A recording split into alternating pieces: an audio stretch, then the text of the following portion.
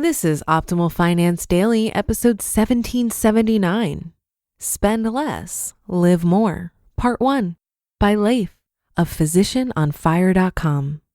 And I'm your host and personal finance enthusiast, Diana Merriam. I have a new author for you today. I'll tell you more about Leif right after the reading. And it's a bit of a longer post, so I'll read the first half today and then finish the rest for you tomorrow. So with that, let's dive into the first half and start optimizing your life. Spend Less, Live More, Part 1, by Leif of Physician.com. Spend less, live more. Are these commands compatible, or does one suggestion negate the other? Alexander Hamilton was famously taught to talk less and smile more. It worked for him. I think my ideas could work for you. The YOLO, or you only live once crowd, mistakenly equates spending to living and living to spending as if they were one and the same. I'm here to tell you that they're not the same at all. When you dial down the spending, you'll be able to live more. It's true that you only live once, and you want to make the most of the one life you've been granted. That's all the more reason to spend wisely and get the most for your hard-earned dollars, allowing for time freedom all the more quickly. No one likes to be told to spend less. It can feel like an assault on one's current lifestyle. If lifestyle is important to you, though, this may be the message you need to hear. Ideally, this message of relative frugality gets to you before you've ramped up your standard of living to one that requires spending the vast majority of your income. It's much easier to stay off the hedonic treadmill or keep it going at a slow speed than it is to hop off once it's hit a ludicrous speed.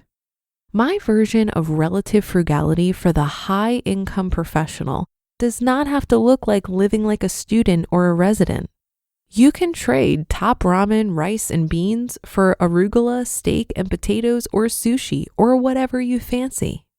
Most physicians can afford to live on half their take-home pay and still spend quite a bit more than the average U.S. household. The majority can both save and spend 6 figures annually.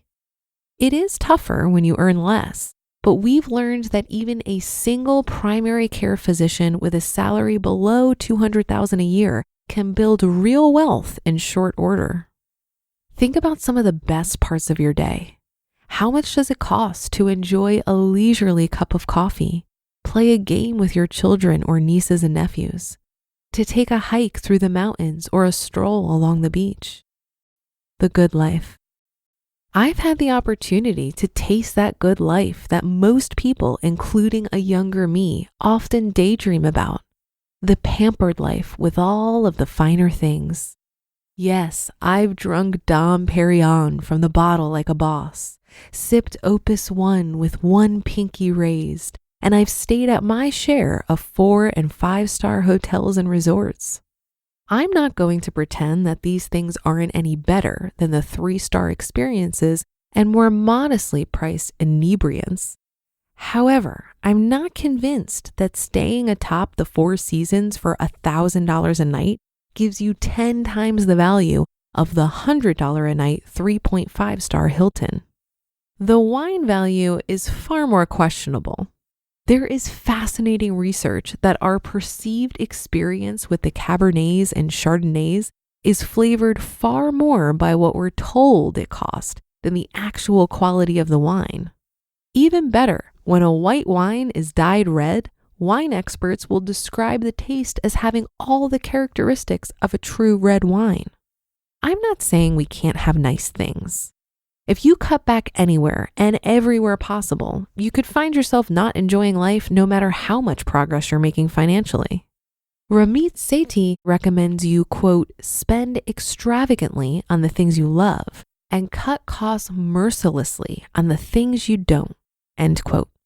Similarly, the physician philosopher's backward budget looks like this.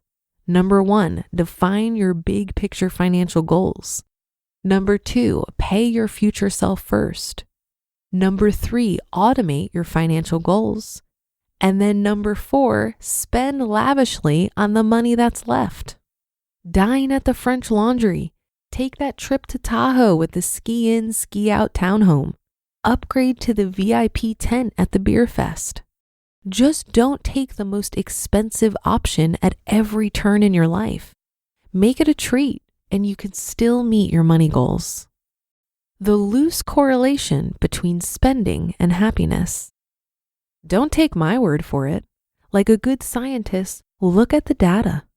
We'll start with an examination of the 2020 World Happiness Index check, an annual survey that measures the reported happiness of the people in different nations based on a variety of variables.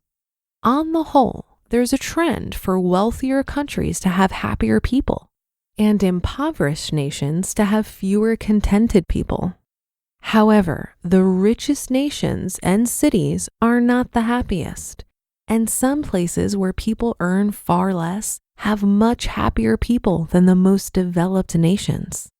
For example, people in Mexico City reported a higher current life evaluation score than people in places like Paris, Dubai, and Barcelona in the 2020 World Happiness Report. Here in the US, we don't seem to be getting any happier, despite substantial wealth gains over the past decade. The decline is most pronounced in children and adolescents, and the role of social media has been questioned as a driver of this unfortunate trend. To be continued. You just listened to part 1 of the post titled Spend Less, Live More by Leif of PhysicianOnFire.com. And thank you to Leif. He's a former doctor that attained financial independence at 39 and was able to retire comfortably after a 9-year career. He created Physician on Fire to enlighten, educate, and entertain others who have similar circumstances, to keep them informed and inspired, and to look at life a little differently. Stop by PhysicianOnFire.com for a lot of great content and recommendations. I think our consumerist culture conditions us to believe that spending more will lead to more enjoyment. We have a lot of assumptions about how certain purchases will make us feel. Many believe that once they buy that bigger house, the new Tesla, and the luxury brand name clothes, it'll lead to a feeling of fulfillment. But once you understand and experience the concept of hedonic adaptation firsthand, you might just start to question this.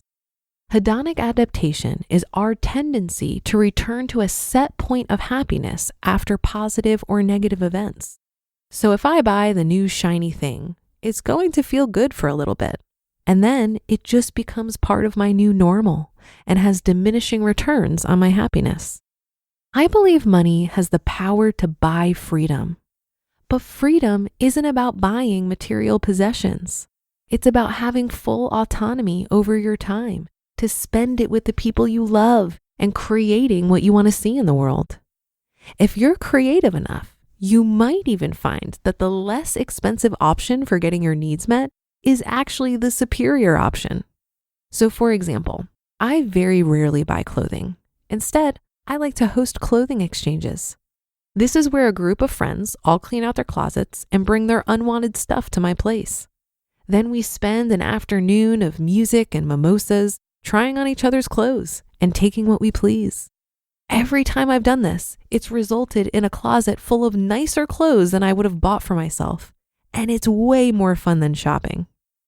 Well, that should do it for today. Have a happy rest of your day and a great weekend. And I'll see you on the Sunday show tomorrow, where we'll finish up this post and where your optimal life awaits.